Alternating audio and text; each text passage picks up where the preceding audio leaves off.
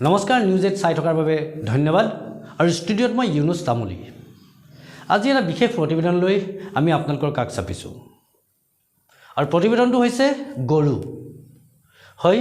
ভাৰতৰ ৰাজনীতিৰ আটাইতকৈ ডাঙৰ সম্বলটো হৈছে গৰু আৰু এই গৰুক লৈ সৰ্বভাৰতত সদায় ৰাজনীতি কৰা দেখা যায় আৰু বিশেষকৈ ক'ব লাগিব যে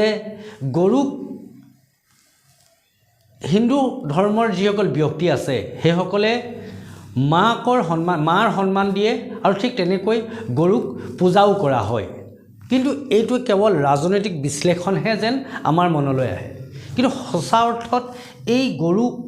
হিন্দু ধৰ্মৰ ব্যক্তিসকলে কিমান পূজা কৰে বা কিমান শ্ৰদ্ধা কৰে আজি আমি আপোনালোকক দেখাম আপোনালোকে স্ক্ৰীনত দেখিছে এই ঘটনা হৈছে শিৱসাগৰ নাজিৰাত থকা যি গৌশালা সেই গৌশালাৰ ঘটনা আৰু ইতিমধ্যে আপোনালোকে দেখিছে যে এই গৰুবিলাকৰ স্বাস্থ্য আপোনালোকে চাওক যে গম পাব যে গৌশালাত থকা গৰুৰ স্বাস্থ্য এনেকুৱা হয় নেকি এটা গৰু গৌশালালৈ কেতিয়া লৈ যোৱা হয় গৌশালালৈ তেতিয়া লৈ যোৱা হয় যেতিয়া সেই গৰুটোৱে বাহিৰৰ জগতখনত ভালকৈ থাকিবলৈ নাপায় ভালকৈ খাবলৈ নাপায় ভালকৈ শুবলৈ নাপায় আৰু তেতিয়াই সেই গৰুটোক গৌশালালৈ লৈ যোৱা হয় আৰু সেই গৌশালাত নি এনেদৰে লালন পালন কৰা হয় কিন্তু এইখন গৌশালাৰ অলপ বিপৰীত ছবি মই আপোনালোকক দেখাই আছোঁ যে ইয়াতে গৰুৱে দিনটোত দানা আৰু ঘাঁহৰ নামত 2 কেজি ঘাঁহ খায় আৰু এই 2 কেজি ঘাঁহ খোৱাৰ প্ৰমাণটো আমি ক'ত পালোঁ আমি কেনেকৈ পালোঁ আমাক কোনে ক'লে মই প্ৰথমেই এই যি গৌশালাখন দেখিছে আপোনালোকে এই গৌশালাখনত এটা গৰুৱে দিনটোত ঘাঁহ কেজি খায় মই দেখাই লৈছোঁ আপোনালোকক কাৰ গৰু চৰকাৰৰ গৰু কিমান গৰু আছে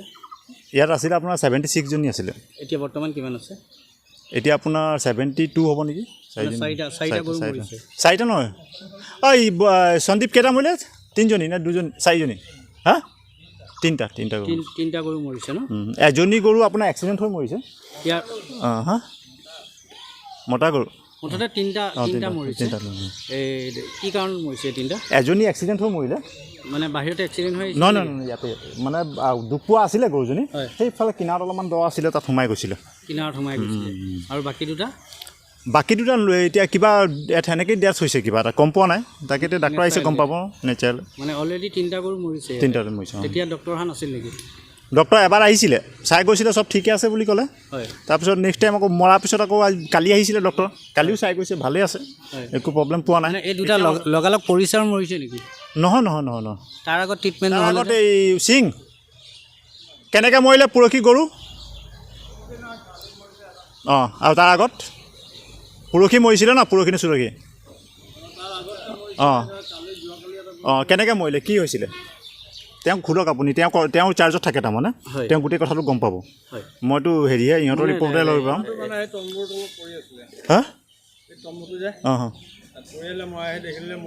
তেখেতক ফটো লওক তেখেতক কথাটো লওক তেখেতৰ পৰা ল'লোঁ বছ সেইটোৱে কথা আৰু এতিয়া এই ইয়াৰ খোৱা বোৱা দায়িত্ব কাৰ চৰকাৰৰ মানে কোনে দিয়ে চৰকাৰে দিয়ে নিজে দিব লাগে সিহঁতি কিন্তু সিহঁতি নিদিয়াৰ কাৰণে আমিয়ে দি আছোঁ আৰু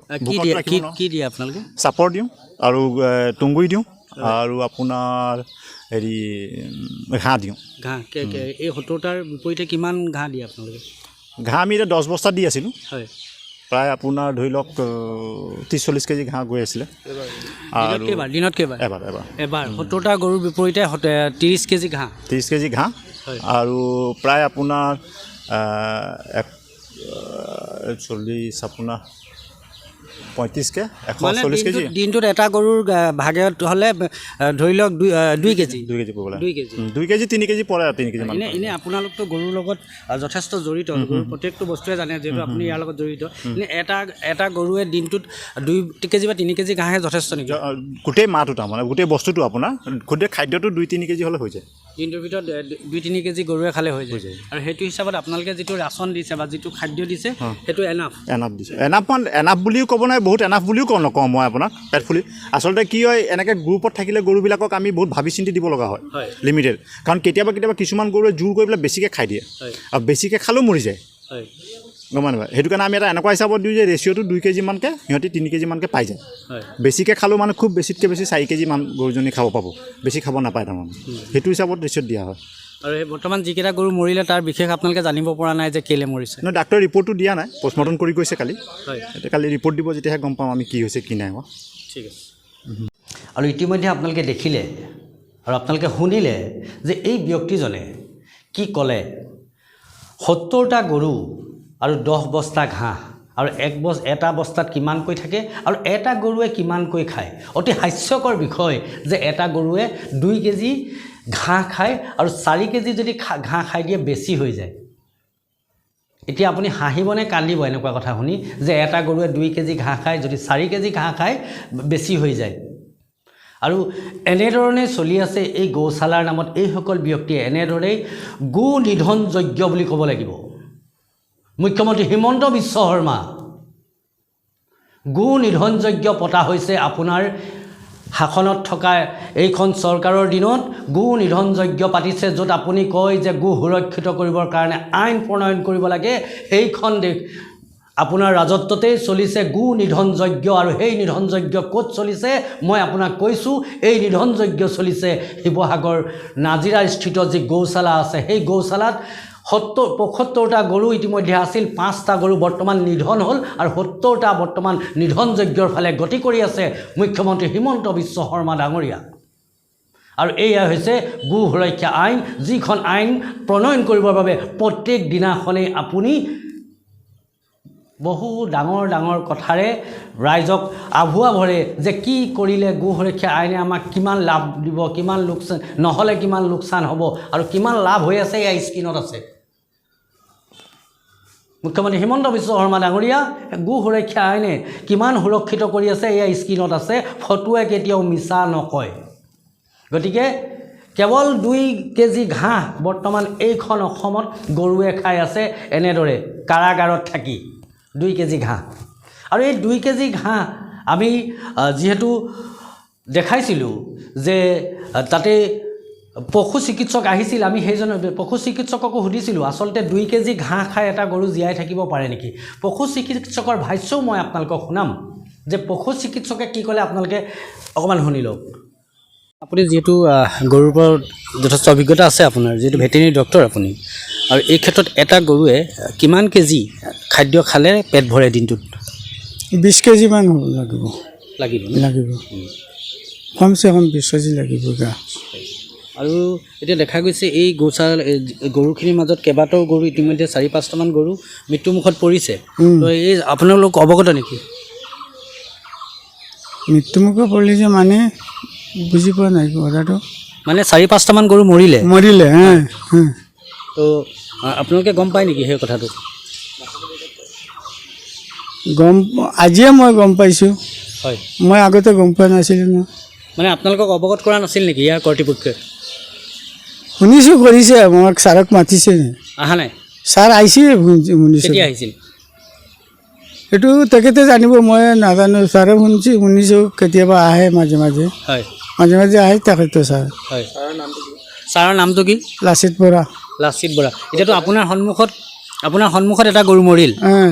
অন কেমেৰা মৰিছে তো এই গৰুটো কেলৈ মৰিলে এইটো বেয়া কিবা বস্তু খাইছে সেইকাৰণে পেটটো ফুলিছে মৰিলে এইটো ফুড পয়জনিং হৈছে 70টা গৰুৰ ক্ষেত্ৰত আপোনাৰ ডেইলি 10 বেগ আপোনাৰ ঘাঁহ দিয়ে আপুনি সেই সময়ত কি ক'ব বিচাৰে 70টা গৰুৰ বিপৰীতে 10 বেগ ঘাঁহ কি ক'ব আপুনি 70টা গৰুতে 10 বেগ ঘাঁহ ভুচি খোলা দিয়ে নি হয় মানে 2 কেজি ঘাঁহ পৰিছে এটা 2 কেজি ঘাঁহটো কম হ'ব এইটো কম হ'ব কিমান কম হ'ব বহুত কম 2 কেজি ঘাঁহ কি কম হ'ব একো নহ'ব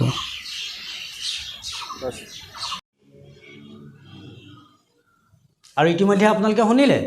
যে পশু চিকিৎসকে কি ক'লে আৰু গৌশালাৰ ব্যক্তিসকলে কি ক'লে আৰু এনেদৰে চলি আছে অসমৰ গৌশালাসমূহ বুলি ক'বলৈ আজি আমি বাধ্য আৰু ইয়াতকৈ অতি পৰিতাপৰ এটা মই দৃশ্য আপোনালোকক দেখাম যিটো দৃশ্য দেখিলে সঁচাকৈ যদি আপুনি গৰুক মা বুলি পূজা কৰে যদি গৰুক মা বুলি আপুনি সন্মান কৰে তেনেহ'লে এই দৃশ্যলৈ চাওক অন কেমেৰা কেমেৰাৰ সন্মুখতে কেনেকৈ এটা গৰুৰ মৃত্যু মুখত পৰিছে, য'ত মই সম্পূৰ্ণ সাক্ষী আছোঁ, মোৰ কেমেৰা পাৰ্চন সাক্ষী আছে। এয়া চাওক আপোনালোকে মৃত্যুৰ মুখত অন কেমেৰা কেনেকৈ গৰুৱে মৃত্যুৰ মুখত পৰিছে এই যি গৌশালাৰ ভিতৰত আপোনালোকে চাওক।